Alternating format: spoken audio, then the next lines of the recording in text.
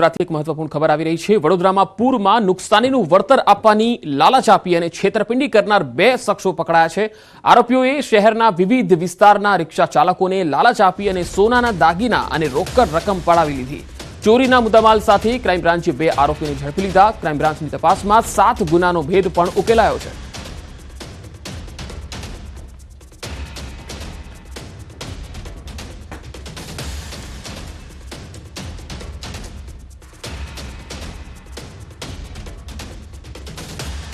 ગુજસીટોક કાયદાના ગુજરાતના પહેલા કેસમાં અમદાવાદ સ્પેશિયલ કોર્ટનો ચુકાદો। ગોરધન ઝડફિયાની હત્યાનું કાવતરું ઘડવાનો મામલો। આરોપી ઇરફાનને 5 વર્ષની કેદની સજા। ગુજસીટોક કાયદા હેઠળ રાજ્યમાં પહેલો ચુકાદો। છોટા શકીલના કહેવાથી હત્યાનું કાવતરું ઘડાયું। વર્ષ 2020માં હત્યાનું કાવતરું ઘડાયું હતું। આરોપી સિદ્ધેશને પુરાવાના અભાવે નિર્દોષ છોડાયો હતો।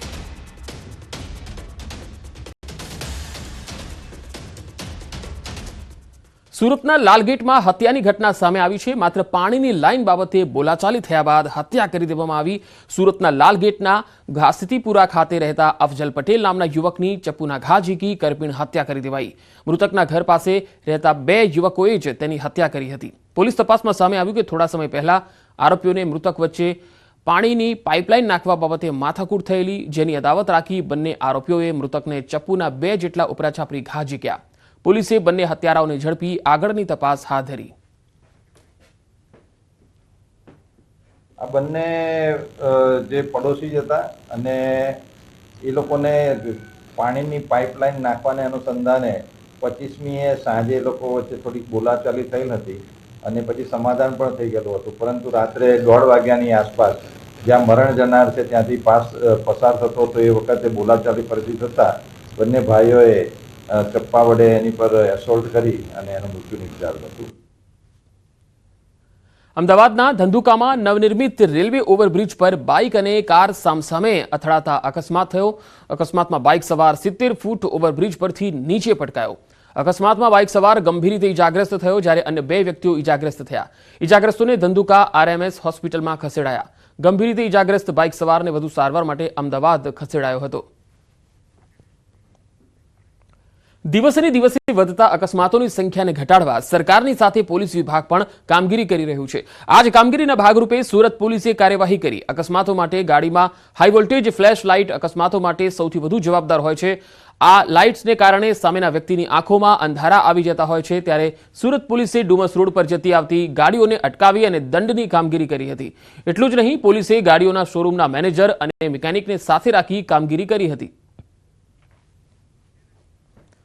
તો મોટાભાગે રોડ પર આપણે જતા હોઈએ ત્યારે જોતા હોઈએ છીએ કે ઘણી ગાડી જે હોય છે તેની લાઇટ્સ જે હોય છે એ વધારે ફ્લેશ લાઇટ હોય છે અને તેનાથી સામેવાળાની આંખો અંજાઈ જતી હોય છે।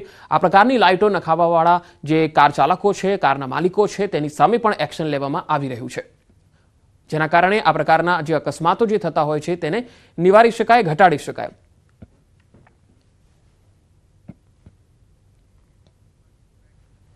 બીઝેડ પોન્જી સ્કીમ અંગે ન્યૂઝ 18નો મોટો ખુલાસો। ન્યૂઝ 18ની ટીમ પહોંચી મહાઠગ ભૂપેન્દ્ર ઝાલાના ઘરે। સાબરકાંઠાના ઝાલાનગરમાં રહે છે મહાઠગ ભૂપેન્દ્ર અને આલિશાન બંગલાની સામે મોંઘીદાટ ગાડીઓ। પરિવારજનોનો કંઈ પણ કહેવાનો ઇનકાર। તો આ ન્યૂઝ 18ની ટીમ પહોંચી છે ભૂપેન્દ્ર ઝાલાના ઘરે।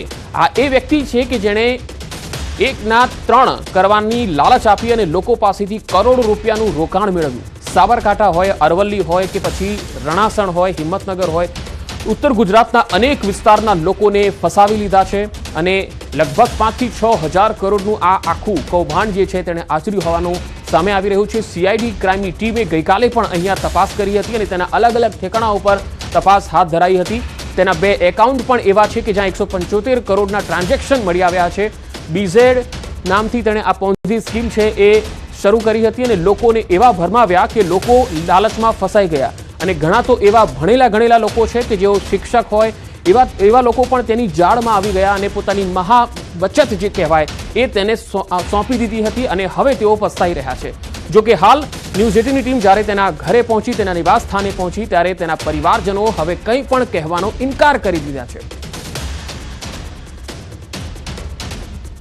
તો બીઝેડ પોન્જી સ્કીમ અંગે ન્યૂઝ 18નો મોટો ખુલાસો। મહાઠગના ઘરે જ્યારે અમારી ટીમ પહોંચી છે ત્યારે આલિશાન બંગલાની સામે મોંઘી ગાડીઓ જે છે એ પણ જોવા મળી રહી છે.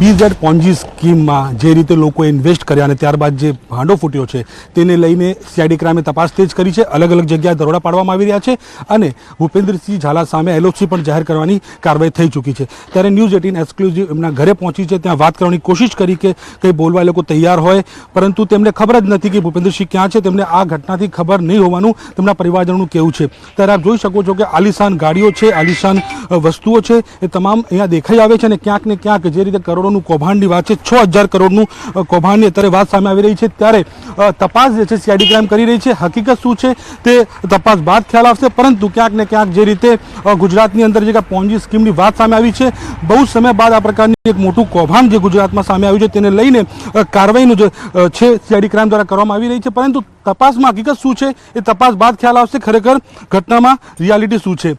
અને ક્યાંક ને ક્યાંક જે રીતે અત્યારે સમગ્ર મામલો છે તે ખૂબ જ ચર્ચાસ્પદ છે, કારણ કે CID ક્રાઇમ તપાસ કરી રહી છે અને કરોડો રૂપિયાની જે વાત છે ત્યારે પરિવારજનો કહે છે અમને કંઈ ખબર નથી એ ક્યાં છે, કોણે શું કર્યું, કોઈ એમને આઈડિયા નથી. જેથી અત્યારે પોલીસ જે છે તે કાર્યવાહી કરી રહી છે, તપાસ કરી રહી છે અને તપાસ બાદ જે છે સમગ્ર હકીકત સામે આવશે કે રિયાલિટી શું છે અને ક્યાં છે ભૂપેન્દ્રસિંહ. અત્યારે તેમને પકડવા માટે પણ CID ક્રાઇમની ટીમો અત્યારે અલગ અલગ જગ્યાએ જઈ રહી છે. કેમેરા પ્રકાશ દેસાઈ સાથે નવીન ઝા, ન્યૂઝ 18 ગુજરાતી, ઝાલાવાડ, હિંમતનગર, સાબરકાંઠા. તો હવે પરિવારજનો એવું કહે છે કે તેમને કંઈ જ ખબર નથી, પણ કરોડો રૂપિયા જ્યારે બેફામ આવતા હતા અને લોકોને ફસાવવામાં આવતા હતા ત્યાં સુધી તો એમને ખૂબ મજા આવી. હવે જ્યારે પકડાયા છે, રેલો આવ્યો છે, ત્યારે સમાચાર આવી રહ્યા છે ભારતીય જનતા પાર્ટીના નવા સંગઠનની રચના થાય એ પહેલા મોટા સમાચાર કહી શકાય. ભાજપ દ્વારા તાલુકા અને જિલ્લાના નવા પ્રમુખો માટે ઉંમરની મર્યાદા નક્કી કરાઈ છે. તાલુકા પ્રમુખ બનવા માટે 40 વર્ષ સુધીની ઉંમરની મર્યાદા નક્કી કરાઈ છે, તો જિલ્લા પ્રમુખ માટે 60 વર્ષની ઉંમર મર્યાદા નક્કી થઈ છે.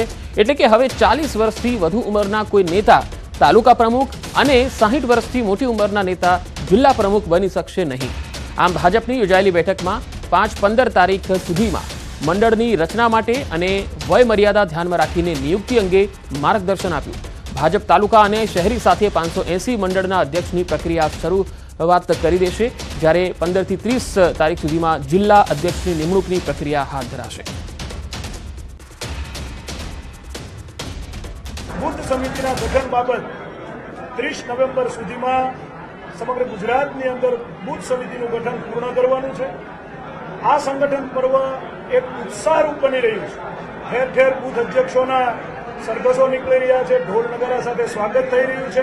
ધારાધોરણ અને જે કાંઈ વય મર્યાદા કે જે કોઈ ધારાધોરણ કે જે કાંઈ આવ્યું છે એ અમારા જે નેતૃત્વએ જે દિલ્હીથી નેતૃત્વ આવ્યું છે એમણે સમગ્ર ટીમને માર્ગદર્શન આપી દીધેલું છે અને